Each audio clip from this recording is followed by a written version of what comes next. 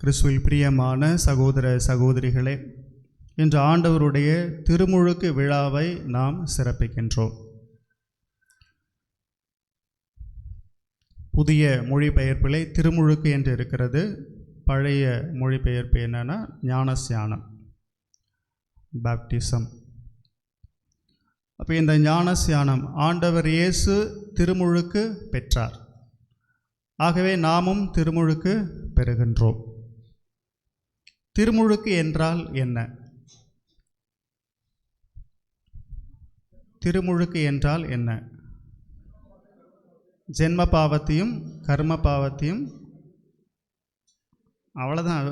ஜென்ம கர்ம பாவம் மட்டும் நிற்கிது. அதுக்கப்புறம் என்ன? ஜென்ம பாவத்தை கர்ம பாவத்தையும் போக்குவது, கழுவுவது திருமுழுக்கு. ஓகே, பாதி கரெக்டு, மீதி இருக்குது. கேட்டிசம் டீச்சர் பார்த்தீங்களா? திருச்சபையின் உறுப்பினராக நம்மை அது மாற்றுகிறது. அப்புறம் கடவுளின் பிள்ளையாக மாற்றுகிறது. இந்த 4 காரியம்தான் திருமுழுக்கு என்பது, இல்லையா? ஃபஸ்ட்டு ஒரு குழந்தைக்கு நம்ம ஞானஸ்நானம் கொடுக்கும் பொழுது அந்த குழந்தைக்கு என்ன ஆகுது? அந்த குழந்தையினுடைய ஜென்ம பாவம் கர்ம பாவம் நீங்குகிறது. அடுத்தது அது கடவுளுடைய பிள்ளையாக அந்த குழந்தை மாறுகிறது. திருச்சபையினுடைய உறுப்பினராக அந்த குழந்தை மாறுகிறது. அதனால் இந்த திருமுழுக்கு வழிபாடு நடத்தும் பொழுதே ஆலயத்திற்கு வெளியில் தான் அந்த முதல் சடங்கு நடக்கும். வெளியிலிருந்து தான் ஃபாதர் அவங்கள அந்த ஒரு சின்ன ப்ரேயர்லாம் சொல்லிவிட்டு பெரியவங்களாம் அந்த குழந்தை மேலே சிலுவை அடையாளம் வரைஞ்சி ஃபாதர் கேட்பார், நீங்கள் திருச்சபையிடம் என்ன கேட்குறீங்க அப்படின்னு. அப்போ அவங்க சொல்லுவாங்க, ஒரு சில அப்படியே முடிச்சுட்டு நிற்பாங்க. ஃபாதர் இதை காசு கேட்குறாரு போல், திருச்சபை என்ன கேட்குறது அப்படின்னு. அப்போது அவங்க என்ன சொல்லணும்? ஞானஸ்நானம் கேட்குறோம் அப்படின்ட்டு. அப்போது குழந்தைக்கு என்ன பெயரிட விரும்புகிறீர்கள் அப்படின்னு சொல்லி ஃபாதர் கேட்பார். அப்போ அவங்க அந்த பேரை சொல்லுவாங்க. அப்போ அந்த பேரை சொல்லி கிறிஸ்துவ சமூகம் இந்த குழந்தையை அன்போடு வரவேற்கின்றது அப்படின்னு சொல்லி ஃபாதர் அந்த குழந்தை நெற்றியில் சிலுவை அடையாளம் வரைந்து, பெரியவங்கள்லாம் அந்த குழந்தைக்கு சிலுவை அடையாளம் வரைந்து பிறகுதான் ஆலயத்திற்குள்ளே நாம் வருகிறோம். அப்படின்னா என்ன? அந்த திருமுழுக்கின் வழியாக அந்த குழந்தை ஆலயத்திற்குள்ளே வருது, கிறிஸ்துவராக அது மாறுது, கடவுளுடைய பிள்ளையாக அது மாறுது, திருச்சபையின் உறுப்பினராக அது மாறுது. அதனால் இதுதான் திருமுழுக்கு. அருமையான ஒரு சடங்கு. இப்போ என்ன அப்படின்னா, திருமுழுக்கின் பொழுது பேர் வைக்கிறது என்ன அப்படின்னா, என்னென்னமோ பேர் வைக்கிறாங்க, இல்லை வாயிலேயே நுழைய மாட்டேங்குது. ஃபாதர் எங்களுக்கே அந்த பேர் என்ன அப்படின்னு பார்க்கும்பொழுது என்னென்னமோ போட்டு அது புரியவும் மாட்டேங்குது, அது என்னான்னு தெரியல. நான் என்ன நினைப்பேன்னா, அந்த குழந்தையினுடைய பரிதாபத்தை தான் பார்ப்பேன். இந்த குழந்தை பெருசாகி எங்கேயாச்சும் போகும்போது உன் பேர் என்னப்பா அப்படின்னு கேட்டால் அந்த குழந்தை எப்படி இந்த பேரை சொல்லும் பாவம் அப்படின்ட்டு. என்னென்னமோ புரியாமல் நெட்டில் சர்ச் பண்ணுறாங்களாமா, அதுக்கு என்ன அர்த்தம் அப்படின்னு கேட்டால் அவங்க ஒரு அர்த்தம் சொல்கிறாங்க, இது நாங்கள் நெட்டில் பார்த்தோம் அப்படின்னு சொல்லி, இல்லையா? எவ்வளவு அருமையான புனிதர்களுடைய பெயரெல்லாம் இருக்குது, நல்ல நல்ல பெயரெல்லாம் இருக்குது. அதையெல்லாம் விட்டுட்டு நம்ம என்னென்னமோ பேரெல்லாம் வைக்கிறோம். அது அந்த குழந்தைக்கு நாளைக்கு அது சொல்கிறதுக்கு அது கஷ்டப்படும். அது எழுதும்போது ஒவ்வொரு டைம் அந்த குழந்தை அந்த ஸ்பெல்லிங் சொல்லிக்கிட்டே இருக்கணும், இந்த ஸ்பெல்லிங் அப்படின்ட்டு. அப்புறம் ஏதாச்சும் ஒரு ஸ்பெல்லிங் எங்கேயாச்சும் மிஸ்டேக் ஆனால் பாஸ்போர்ட்டில் பிரச்சனை வரும், இல்லையா? எங்கேயாச்சும் அது பிரச்சனை வரும். கல்யாணத்தில் அப்புறம் ஃபாதர் நான் இப்படி தான் ஃபாதர் சொன்னேன், ஃபாதர் ஞானஸ்நான ரிஜிஸ்டரில் அப்படி எழுதிட்டாரு, இப்போ எங்களுக்கு மாற்றி கொடுங்க ஃபாதர். அப்புறம் அதுக்கு அலையிறாங்க, பேரை மாற்றுறதுக்கு, ஸ்பெல்லிங் மாற்றுறதுக்கெல்லாம். அதனால் தயவுசெய்து இனி நீங்கள் குழந்தைகளை பெற்றுக்கொள்ளும் பொழுது, போனதெல்லாம் போட்டும், இனி குழந்தைகளை பெற்றுக்கொள்ளும் பொழுது, ஞானஸ்நானம் கொடுக்கும் பொழுது தயவுசெய்து அந்த குழந்தைக்கு நல்ல வாயில் நுழையிற மாதிரி ஒரு நல்ல பேராக வையுங்க. ஸ்டைலாலாம் இருக்கட்டும், எல்லாம் நல்லது தான். ஆனால் ஒரு புனிதர் பேரையும் அது கூட சேர்த்துக்கோங்க. அப்போது அந்த நம்ம பேர்லெல்லாம் புனிதர்கள் இருக்கணும். அப்போ தான் அந்த நாம விழாவை கொண்டாடுறோன்னு சொல்கிறாங்க. இந்த புனிதருடைய திருநாம விழாவை நாம் கொண்டாடணும். நமக்கு எல்லாருக்கும் பர்த்டேன்னு ஒன்று இருக்கும், ஃபீஸ்ட் டேன்னு ஒன்று இருக்கும். தெரியுங்களா? நிறைய பேருக்கு தெரியாது, நிறைய பேருக்கு தெரியாது. இப்போ என்னோடய பேர் ஜான் ஏசு சிஜு. அப்போ என்னுடைய புனிதர் யார்? ஜான். நானும் அவரை நான் என்னுடைய புனிதராக ஏற்றிருக்கிறேன். ஏன் அப்படி ஏற்றிருக்கணும்? அவர்கிட்டருந்து நான் நிறைய பாடங்களை கற்றுக்கொள்ளணும். என்னுடைய பெயர் கொண்ட புனிதர் அவர் தான் ஜான். அங்கே கடைசியில் இருக்கிற பார்த்தீங்களா, திருத்தூதர் யோவான், நற்செய்தியாளர்களில் ஒருவர், இயேசுவனுடைய அன்பு சீடர். அப்போ அவர் எனக்கு நிறைய பாடங்களை கற்றுத்தர்றாரு. யோவான் நற்செய்தி படிக்கும் போதெல்லாம் எனக்கு சந்தோஷமாக இருக்கும். ஏன்னா நம்மால் எழுதியிருக்கிறார். ரெவலேஷன் படிக்கும் போதெல்லாம் சந்தோஷமாக இருக்கும், ஏன்னா நம்மால் எழுதியிருக்கிறார். அப்போ எனக்கு அது மேலே இன்னுமே எனக்கு பிடிச்ச நற்செய்தி யோவான் நற்செய்தி. ஏன்னா ஒரு அட்டாச்மெண்ட் எங்களுக்குள்ளே இருக்குது. ஆனால் கஷ்டமான நற்செய்தியும் யோவான் நற்செய்தி தான். அதை நிறைய படிக்கணுன்ட்டு நிறைய அதை பார்த்துக்கிட்டே இருப்பேன், என்னென்ன கமெண்ட்ரியெல்லாம் இருக்குது அப்படிங்கலாம். அப்போ ஒரு குழந்தைக்கு பேர் வைக்கும் பொழுது அந்த புனிதர்களுடைய பேரும் நீங்கள் சேர்த்து தயவு செய்து வைங்க. கூப்பிட்றது நீங்கள் என்ன வேணாலும் கூப்பிட்டுக்கோங்க, ஆனால் அந்த பேர் அந்த குழந்தைக்கு தெரியணும், புனிதர் பேர் இருக்குது அப்படின்னு. அதே போல் அந்த ஃபீஸ்ட் டேலாம் அந்த குழந்தைக்கு நீங்கள் சொல்லி கொடுக்கணும். ஃபீஸ்ட் டே வரும்பொழுது அந்த குழந்தையை நீங்கள் வாழ்த்தணும். இப்படி பர்த்டே நம்ம செலிப்ரேட் பண்ணுறோம், அது மாதிரி ஃபீஸ்ட் வரும்பொழுதும் நம்ம சொல்லணும். அது நம்ம பழகணும். நிறைய பேர் மேரி அப்படின்னு வச்சுருப்பாங்க. அவங்களுக்கெல்லாம் எப்போ ஃபீஸ்ட் வரும்? செப்டம்பர் 8 இல்லையா? ஆரோக்கிய மேரி இப்படிலாம் வச்சுருப்பாங்க. இப்போ லூர்துன்னு வச்சுருப்பாங்க பேர். அவங்களுக்கு எப்போ ஃபீஸ்ட் வருது? அதை ஆஃப் பண்ணிடுங்க. எப்போ வருது? February 11 வருது இல்லையா? அந்த மாதிரி. இப்போ என்னுடைய புனிதர் December 27. அப்படி அதெல்லாம் நம்ம ஞாபகம் வச்சுக்கணும். ஞாபகம் வச்சு அந்த நாளில் அவங்கள நாம் நினைவு கூறணும். இப்போ ஃபாதர் சொல்கிறார் இல்லையா, இந்த வார புனிதர்கள் அறிவிப்பில் சொல்கிறார்ல, அதெல்லாம் அதுக்கு தான். அப்போ இனிமேல் குழந்தைகளை பெற்றுக்கொள்ளும் பொழுது ஒரு சிலர் சிரிக்கிறாங்க. அப்போது அந்த குழந்தைக்கு பேர் வைக்கும் பொழுது நீங்கள் தயவு செய்து அந்த கிறிஸ்துவ பெயர்களை வைக்குமாறு அன்போடு கேட்டுக்கொள்ளுகிறேன். ஒன்று. அதுக்கப்புறம் உள்ளே வந்துட்டோம் நம்ம. அப்போ என்னென்னலாம் மாறுது? ஜென்ம பாவம் மாறுது. ஜென்ம பாவம்னா என்ன?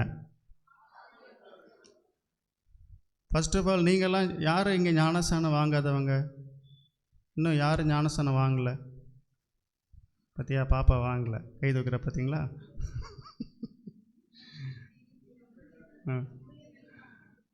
நமக்கு தெரியல, நீ குழந்தையாக இருந்தப்போ உனக்கு கொடுத்துருப்பாங்க, வீட்டுக்கு போய் இருக்குது உனக்கு.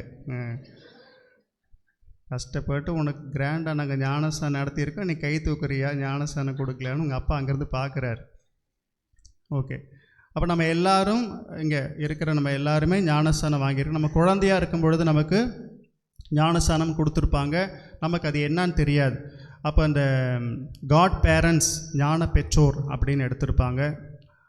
அவங்களும் ஒரு சில நேரங்களில் காணாமல் போயிடுவாங்க. அந்த நேரத்தில் இருப்பாங்க, காணாமல் போயிடுறாங்க. ஆனால் அவங்களுக்கெல்லாம் நிறைய பொறுப்பு இருக்குது இல்லையா? அந்த குழந்தைய கிறிஸ்துவ விசுவாசத்தில் வளர்த்தணும். அந்த குழந்தை கேட்டசம் கிளாஸ் போகுதான்னு பார்க்கணும், நல்ல பிள்ளையாக இருக்குதா அப்படின்னு பார்க்கணும், அவங்களுக்கு அறிவுரை கூறணும். அதெல்லாம் பர்த்டே இப்படியெல்லாம் வரும்பொழுது அவங்கக்கிட்ட ஆசீர்வாதம் வாங்கணும், அவங்க கிஃப்டெல்லாம் கொடுக்கணும், இப்படியெல்லாம் இருக்குது. ஆனால் அதெல்லாம் இன்றைக்கி கொஞ்சம் கொஞ்சமாக அதெல்லாம் குறைஞ்சி போச்சு. சும்மா பேருக்கு வந்து நிற்கிறாங்க காட் பேரண்ட்ஸுன்ட்டு, முடிஞ்ச உடனே காணாமல் போயிடுறாங்க. அப்படி இல்லை, காட் பேரண்ட்ஸுக்கும் நிறைய பொறுப்புகள் உண்டு. அந்த குழந்தையை ஞான காரியங்களில் வளர்த்துவது அவருடைய கடமை. அப்போது ஜென்ம பாவம் போகுது. ஜென்ம பாவம்னா என்ன அப்படின்னா என்ன? ஆதாம் ஏவாள் செய்த பாவம் இந்த உலகத்திலே பிறக்கிற ஒவ்வொரு குழந்தையின் மீதும் இருக்கு இல்லையா? அந்த பாவம் எப்போ போகுது அப்படின்னா இந்த திருமுழுக்கு பெறுகின்ற பொழுது தான் அந்த ஜென்ம பாவம் நம்மிடமிருந்து போகுது. ஆதாம் ஏவாள் என்ன செஞ்சாங்க? பாவம் செஞ்சாங்க. கடவுள் கொடுத்த கட்டளையை மீறினார்கள். இதை சாப்பிடக்கூடாதுன்னு சொன்னாங்க, அதை அவங்க சாப்பிட்டு பாவம் செஞ்சாங்க. அடுத்து வர்ற எல்லா தலைமுறைகளையும் அது பாதித்தது. அப்போ அந்த பாவத்திலிருந்து கடவுள் நம்மை மீட்கிறார். எப்படி? அந்த திருமுழுக்கின் வழியாக. அடுத்தது கர்ம பாவம். கர்ம பாவம்னா என்ன? இப்போ புது மொழிப்பில் செயல் வழி பாவம் அப்படின்னு சொல்கிறோம். செயல் வழி பாவம்னா தெரிஞ்சே செய்கிற பாவம். கர்ம பாவம் செயல் வழி பாவம். எனக்கு புத்தி விபரமெல்லாம் இது தப்பு அப்படின்னு தெரிஞ்சும் அதை நான் தெரிஞ்சே மனமுவந்து செய்வது தான் செயல் வழி பாவம், கர்ம பாவம். இப்போ நீங்கள் ஒரு கேள்வி கேட்டிருக்கணும், எப்படி ஃபாதர் குழந்தைக்கு அதான் விவரமே தெரியாது, எப்படி குழந்தைக்கு கர்ம பாவம் போகும் அப்படின்னா, ஒரு சிலருக்கெல்லாம் அடல்ட் பேப்டிசம் கொடுக்குறோம்ல, அடல்ட் பேப்டிசம். இப்போ பெரியவங்களாக இருப்பாங்க, திடீர்னு நம்ம இதில் வருவாங்க, அவங்க கிறிஸ்தவர்களாக மாறணும் அப்படின்னா அவங்களுக்கு அப்போ அவங்களுடைய செய்த அந்த பாவங்கள் இந்த திருமுழுக்கின் வழியாக போகிறது. அதான் கர்ம பாவம் நீங்குகிறது. அடுத்து திருச்சபையினுடைய உறுப்பினராக அந்த குழந்தை ஒரு கிறிஸ்துவளாக அவள் எப்பொழுது மாறுகிறாள்? திருமுழுக்கின் வழியாகத்தான் மாறுகிறாள். அது வரைக்கும் அந்த குழந்தை யாரோ, ஆனால் ஞானஸ்தானம் வாங்கும் பொழுது தான் அவள் கிறிஸ்தவளாக திருச்சபையினுடைய உறுப்பினராக அந்த குழந்தை மாறுகிறது. அதனால் கட்டாயம் ஞானஸ்தானம் நம்ம கொடுக்கணும் எல்லா குழந்தைகளுக்கும். அதுபோல் அது கடவுளுடைய பிள்ளையாக மாறுகிறது. ரொம்ப ரொம்ப முக்கியம். இந்த ஞானஸ்தானத்திலே பரிசுத்த ஆவியானவர் நமக்கு வழங்கப்படுகிறார். அந்த குழந்தை கடவுளுடைய பிள்ளையாக மாறுகிறது. கடவுள் அந்த குழந்தை இனி டேக் கேர் பண்ணிக்குவார். இதெல்லாம் இந்த திருமுழுக்கின் வழியாக இத்தனை அற்புதங்கள் நடக்குது. ஆனால் நாம் அதையெல்லாம் இன்றைக்கி ஃபேஷனாக மாற்றிட்டோம் இல்லையா? ஒரு ஆடம்பரமாக மாற்றிட்டோம். அப்படியே நின்று எல்லாம் அங்கே என்ன நடக்குதுன்னே பேரண்ட்ஸுக்கும் தெரியாது, காட் பேரண்ட்ஸுக்கும் தெரியாது, சுற்றி இருக்கும் தெரியாது. ஃபோட்டோ எடுக்கிறதுல ஆர்வம், ஒயிட் ட்ரெஸ்ஸு எப்படி ஸ்டைலாக போடலாம் அப்படிங்கிறதுல ஆர்வம், என்னெல்லாம் ட்ரெஸ்ஸு சூப்பராக போடலாம், அப்புறம் கேண்டில் எப்படி டெக்கரேட் பண்ணலாம், இதில் எல்லாம் நம்ம ஆர்வம் இருக்குது. ஆனால் அங்கே என்ன விஷயம் நடக்குதுன்னு நமக்கு தெரியல இல்லையா? அப்போ அவர் என்ன செய்கிறாரு? தந்தை மகன் தூய ஆவியாரின் பெயரால் நான் உன்னை கழுவுகிறேன் அப்படின்னு சொல்லி குருவானவர் அந்த குழந்தைக்கு பெயர் வைக்கிறார். இப்போ மெர்சி தந்தை மகன் தூய ஆவியாரின் பெயரால் நான் உன்னை கழுவுகிறேன் அப்படின்னு சொல்லி அந்த குழந்தைக்கு பெயர் வைக்கிறார் இல்லையா? அப்போ பாருங்கள், தொடக்கமே மூவொரு இறைவனுடைய அருள் அந்த குழந்தைக்கு கிடைக்கிறது. பரிசுத்த ஆவியானவருடைய எல்லா அந்த கிரேஸ் அந்த குழந்தைக்கு கிடைக்கிறது. இதெல்லாம் இந்த திருமுழுக்கின் வழியாக நாம் பெறுகிறோம். இப்போ இன்றைக்கி இயேசு ஞானஸ்நானம் பெறுகிறார். நாம் பார்த்தோம், ஞானஸ்நானம் வாங்குகிற பொழுது ஒருவருக்கு ஜென்ம பாவம் நீங்குகிறது, கர்ம பாவம் நீங்குகிறது. அப்புறம் கடவுளின் பிள்ளையாக, ஏன் திரும்ப திரும்ப சொல்கிறேன்னா மனசில் பதியும், கடவுளின் பிள்ளையாக அந்த குழந்தை மாறுகிறது, திருச்சபையின் உறுப்பினராக மாறுகிறது. 4 விஷயம் நடக்குது. இயேசுக்கு இதெல்லாம் நடந்துச்சா?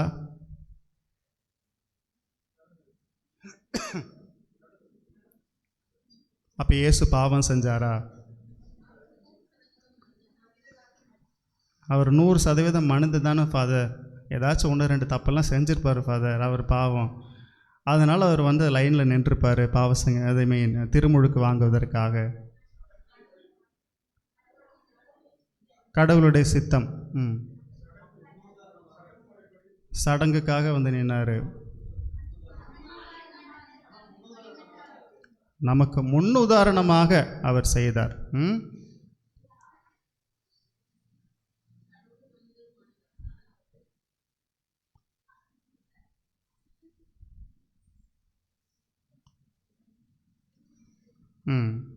ஓகே. அப்போ எதுக்காக அவர் அந்த பாவிகள் தான் திருமுழுக்கு யோவான்கிட்ட நின்று திருமுழுக்கு பெற்று கொண்டிருந்தார்கள். அந்த வரிசையில் இயேசு நிற்கிறார். இயேசுக்கிட்ட பாவம் இருக்குதா? மனுஷன் தானே, கொஞ்சம் ஏதாவது 1-2 செஞ்சுருப்பார்ல அவர், இல்லை என்ன பாப்பா செஞ்சுருப்பார்ல? கொஞ்சம் செஞ்சுருப்பார்ல இல்லையா? இல்லை, ஒரு பாவமே செய்யலை. 100% அவர் மனிதனாக இருந்தார், ஆனால் கொஞ்சம் கூட பாவம் அவர் செய்யலை. மாதாகிட்டையும் பாவம் இல்லை, இயேசுகிட்டையும் பாவம் இல்லை. இவர்கள் பாவ மாசு அறியாதவர்கள். அப்போது இயேசு அந்த பாவமே இல்லாத அவர் பாவிகளின் வரிசையில் வந்து நிற்கிறார். எதற்காக அப்படின்னா, எனக்கும் உங்களுக்கும் முன்னுதாரணமாக இருக்க பாவிகளோடு தன்னை அவர் இணைத்து கொள்ளுகிறார். காரணம், நம்மை மீட்பதற்காக. நான் எங்கோ இருக்கிற ஒரு கடவுள் அல்ல, நான் பாரு பாவிகளாகிய உங்களுக்காகத்தான் நான் வந்திருக்கிறேன். மருத்துவர் நோய் அற்றவருக்கல்ல, நோய் உற்றவருக்கே தேவை இல்லையா? அதனால நான் வந்திருக்கிறது யாருக்கு? நேர்மையானவங்களுக்காக நான் வரல, பாவிகளுக்காகத்தான் நான் வந்திருக்கேன் அப்படின்னு சொல்லி லைனில் வந்து நின்று நமக்காக ஒரு முன் உதாரணத்தை காமிக்கிறார். நான் திருமுழுக்கு வாங்கினேன்னா நீங்களும் திருமுழுக்கு வாங்கணும் அப்படின்னு சொல்லி இயேசு நமக்கு ஒரு முன் உதாரணமாக, முன் அடையாளமாக அந்த திருநிகழ்வில் கலந்து கொள்ளுகிறார். அப்போ திருமுழுக்கு யோவான் கேட்குறார், ஆண்டவரே நீரா என்னிடமா ஞானஸ்நானம் வாங்குவதா? ஐயோ, நான் உம்முடைய மிதியடிவாரை தொட அவளுக்கு கூட எனக்கு தகுதி இல்லை, நான் எப்படி உமக்கு ஞானஸ்தானம் கொடுப்பது? அப்போ இயேசு அழகாக ஒரு டயலாக் சொல்லுவார். என்ன? இப்போது விட்டுவிடும், ஏன்னா இது கடவுளுக்கு ஏற்றவற்றை செய்வதுதான் முறை இல்லையா? கடவுளுக்கு ஏற்றவற்றை இப்பொழுது நாம் செய்யணும். ஏன்னா இதுதான் இப்போ கடவுளுடைய திருவுளம், அதை நம்ம செய்யணும். அதனால் இதை நீ அனுமதிக்கணும்னு சொல்கிறாரு. அவரும் திருமுழுக்கு கொடுக்கிறார். எத்தனை வயதில் இயேசு திருமுழுக்கு பெற்றார்? 30வது வயதில் திருமுழுக்கு பெற்றார். யோர்தான் ஆற்றங்கரையில் அவர் திருமுழுக்கு பெற்றார். திருமுழுக்கு யோவானிடமிருந்து இயேசு திருமுழுக்கு பெற்றார். அப்போ திருமுழுக்கு பெற்ற உடனே என்ன நிகழ்கிறதாங்க? வானம் திறக்கிறது, கடவுளுடைய குரல் கேட்கிறது. என்ன சொல்கிறாரு? என் அன்பார்ந்த மகன் இவரே, இவரில் நான் பூரிப்படைகிறேன் இல்லையா? இவரில் நான் மகிழ்ச்சி அடைகிறேன், பெருமை அடைகிறேன் அப்படின்னு சொல்லி அவர் சொல்கிறார். பாருங்கள், இவர் பொருட்டு நான் பூரிப்படைகிறேன், என் அன்பார்ந்த மைந்தர் இவரே. அப்போது வானக தந்தை மீண்டும் ஒரு அஃபர்மேஷன் கொடுக்குறார். என்ன? இவர் தான் சன் ஆஃப் காட் இல்லையா? இவர் தான் கடவுளுடைய மகன், இவர் தான் உங்களுக்காக பலியாக போகிறவர் அப்படிங்கிற ஒரு அஃபர்மேஷன் கடவுளை வானத்திலிருந்து கொடுக்கிறார். அப்போ யார் இறங்கி வருகிறார்? பரிசுத்த ஆவியானவர் புறா வடிவிலே இறங்கி வர. பாருங்கள், தம திருத்துவம் அங்கே வெளிப்படுகிறது. தந்தையினுடைய குரல் கேட்கிறது. சுதனாகி இயேசு கிறிஸ்து அங்கே நிற்கிறார். பரிசுத்த ஆவியானவர் புறா வடிவிலே இறங்கி வருகிறார். அப்போ தம திருத்துவம் நமக்கு ஒரு காட்சியாக இருக்கிற ஒரு இடம்தான் இந்த திருமுழுக்கு. அதனால தான் ஃபாதர் என்ன சொல்கிறாரு? தந்தை மகன் தூய ஆவியாரின் பெயரால் நான் உன்னை கழுவுகிறேன் அப்படின்னு சொல்லி அந்த குழந்தைய ப்ளஸ் பண்ணுறார். அப்போ அந்த குழந்தையினுடைய தலையில் கிறிஸ்மா எண்ணெய் பூசி ஃபாதர் வந்து ப்ளஸ் பண்ணுறார். இந்த கிறிஸ்மா எண்ணெய் அபிஷேகம் செய்கின்ற எண்ணெய். அப்போ அந்த குழந்தையினுடைய தொடக்கத்திலேயே நாம் அபிஷேக எண்ணெய் கொண்டு, அந்த கிறிஸ்மா எண்ணெய் கொண்டு ஃபாதர் வந்து சிலுவை அடையாளம் வரைந்து அந்த குழந்தையை அபிஷேகம் செய்கிறார். பரிசுத்தாவினர் அந்த குழந்தை நிரப்பப்படுகிறது. Praise the lord. ஓகே, இப்போ நமக்கு வெளியிலிருந்து அந்த சபைக்காரங்கள்லாம் நமக்கு கொடுக்குற கேள்வி என்னென்னா, எதுக்காக குழந்தை ஞானஸ்நானம்? பெரியவங்களாகி ஞானஸ்நானம் வாங்கிக்கலாமே, எதுக்கு நீங்கள் அறியாத வயசில் அந்த குழந்தையை கொண்டு வந்து இந்த பாடுபடுத்துகிறீங்க? அதுவும் இல்லாமல் இன்னொரு கேள்வி என்னென்னா, முழுக்கு ஞானஸ்தானம் தானே வேணும், நீங்கள் தெளிப்பு ஞானஸ்தானம் தானே வைக்கிறீங்க, அதை எப்படி நாங்கள் அக்செப்ட் பண்ண முடியும்?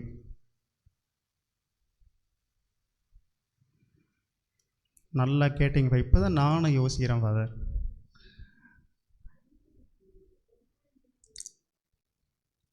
முழுக்கு ஞானஸ்தானம் தான் கொடுக்கணும் அப்படின்னு எங்கேயும் பைபிளில் இல்லை இல்லையா? ஏன் குழந்தையிலேயே நாம் கொடுக்குறோம் அப்படின்னா, இப்போது அந்த குழந்தை அந்த பெருசாகி அவர் அந்த ஒரு கட்டம் அடையிற வரைக்கும் அவர் அந்த பாவத்தோடையே தானே இருப்பார் இல்லையா? பாவத்தோடையே தானே இருப்பார். ஜென்ம பாவம் கூடவே தானே இருக்கும். அதில் குழந்தையிலேயே அந்த குழந்தையை புனிதப்படுத்துகிற ஒரு நிகழ்வு தானே இந்த திருமுழுக்கு. அதனால் அதில் ஒன்றும் தவறு இல்லையே இல்லையா? பெரியவங்களுக்கும் கொடுக்கலாம், ஆனால் குழந்தை ஞானஸ்நானம் வேண்டாம் என்பது தவறு. ஏன் அப்படின்னா, அந்த குழந்தை அந்த பாவத்தோடையே கடைசி வரைக்கும் இருக்கணும். நாம் எப்போ இறந்து போவோம் தெரியாது, என்ன வேணால் நடக்கலாம் அந்த குழந்தை வளரும் பொழுது. அதனால தான் குழந்தையிலேயே நாம் அந்த திருமுழுக்கை கொடுக்குறோம். ஒன்று. இன்னொன்று, ஏன் முழுக்கு ஞானஸ்தானம் இல்லை? குழந்தையை கொண்டே முழுக்குனா அது செத்துரும் இல்லையா? அதனால தான் நாம் தண்ணி ஊற்றி இது பண்ணுறோம். அதனால் இதெல்லாம் ஒரு அடையாளங்கள் இல்லையா? ஆனால் இதுக்கு தான் முக்கியத்துவம் கொடுக்கணும், இப்படி தான் நினைக்கணும், அப்படி தான், இதெல்லாம் ஒரு அடையாளங்கள். ஆனால் அதன் வழியாக கடவுள் பல்வேறு அருள் வரங்களை நம் மீது பொழிகிறார். அது ரொம்ப முக்கியம் இல்லையா? அந்த குழந்தைக்கு அந்த பேர் வைக்கும் பொழுது, அந்த பிளெஸ்ஸிங் பண்ணும் பொழுது பரிசுத்த ஆவியானவர் கிடைக்கிறாங்க, கடவுளுடைய பிள்ளையாக மாறுது, ஜென்ம பாவம் நீங்குது, கர்ம பாவம், இதெல்லாம் தான் ரொம்ப ரொம்ப முக்கியம். ஸோ இந்த புனிதமான ஒரு நிகழ்வு தான் இந்த திருமுழுக்கு என்பது. நாம் எல்லோரும் திருமுழுக்கு பெற்றுவிட்டோம். இப்போ நம்ம என்ன செய்யணும்? அதான் அடுத்தது கடைசியாக ப்ராக்டிக்கல் அப்ளிகேஷன். சரிப்பா, நாங்கள் எல்லாரும் திருமுழுக்கு வாங்கிட்டோம். திருமுழுக்கு வாங்கினவங்க என்ன செய்யணும்? எப்படி இருக்கணும்? கடவுளுடைய பிள்ளையாக மாற்றப்பட்டீங்கள, இப்போ நீங்கள் கடவுளுடைய பிள்ளையாக இருக்கீங்களா அப்படின்னு யோசிச்சு பார்க்கணும். எங்கேயாவது நம்ம வழி மாறி போயிருந்தோன்னா மறுபடியும் திரும்பி கடவுளிடத்தில் வரணும். பாவ சங்கீதனம் செய்து மறுபடியும் கடவுளுடைய குழந்தையாக, கடவுளுடைய பிள்ளையாக நீங்கள் மாறணும். அடுத்தது முக்கியமானது என்ன அப்படின்னா, நற்செய்தி அறிவிப்பவர்களாக நீங்கள் மாறணும். மத்தேயு 28 ஆண்டவர் என்ன சொல்கிறாரு? நீங்கள் தந்தை, மகன், தூய ஆவியாரின் பெயரால் திருமுழுக்கு பெற்று உலகெங்கும் சென்று நற்செய்தி அறிவியுங்கள். அப்போ நம்ம எதுக்காக ஞானஸ்தானம் வாங்குகிறோம்? எல்லா இடங்களிலும் நற்செய்தி அறிவிப்பதற்காக, நற்செய்தியாக மாறுவதற்காகத்தான் நாம் திருமுழுக்கு பெறுகிறோம். அப்போ அந்த கிடைச்ச அந்த பொக்கிஷங்களையெல்லாம் என்னோடு வச்சுக்காம அதை பிறரிடத்தில் நான் அறிவிக்க வேண்டும் இல்லையா? மற்ற என்னால் முடிஞ்ச வரைக்கும் கடவுளுடைய அன்பை பிறருக்கு நான் கொடுக்கணும், கடவுளை பற்றி பிறருக்கு நான் அறிவிக்கணும். தான் இந்த நற்செய்தியாளர்கள் செஞ்சாங்க. இயேசுனுடைய வாழ்க்கை வரலாறு எல்லாம் அவங்க மற்றவங்களுக்கு எல்லாம் இன்றைக்கி தெரிகிற அளவுக்கு அந்த நற்செய்தியாளர்கள் செஞ்சாங்க. அதுபோல் நாமும் அந்த நற்செய்தியாளர்களாக மாறணும். நம்மால் முடிந்த அளவுக்கு கிறிஸ்துவை பிரதிபலிக்க வேண்டும் என்பதுதான், கடவுளுடைய பிள்ளைகளாக நாம் மாறணும் அப்படிங்கிறதான் கடவுள் இந்த திருமுழுக்கின் வழியாக நமக்கு கொடுக்கிற செய்தி. ஆகவே பிரியமானவர்களே, கடவுள் சிறு வயதிலிருந்தே நம்மை ஆசீர்வதிக்கிறார். அதான் இந்த அழகான ஒரு திருவருட்சாதனம். முதலாவது திருவருட்சாதனம், ஒன்லி ஒன் பேப்டிசம். எத்தனை தடவை இந்த திருமுழுக்கு கொடுக்கலாம்? ஒரே ஒரு முறை தான் கொடுக்க முடியும். ஒன் பேப்டிசம், ஒரே நம்பிக்கை, ஒரே ஞானஸ்நானம், ஒரே திருச்சபை. இதை உடைய மக்கள் தான் நாம் எல்லோரும். ஆகவே நாம் கடவுளுடைய பிள்ளைகளாக மாறியிருக்கிறோம். தொடர்ந்து பரிசுத்த வழி நடத்தப்பட்டு கடவுளுடைய பிள்ளைகளாக மாற ஜெபிப்போம். இறைவன் என்றும் வாழ்த்த பெறுவாராக. ஆமென்.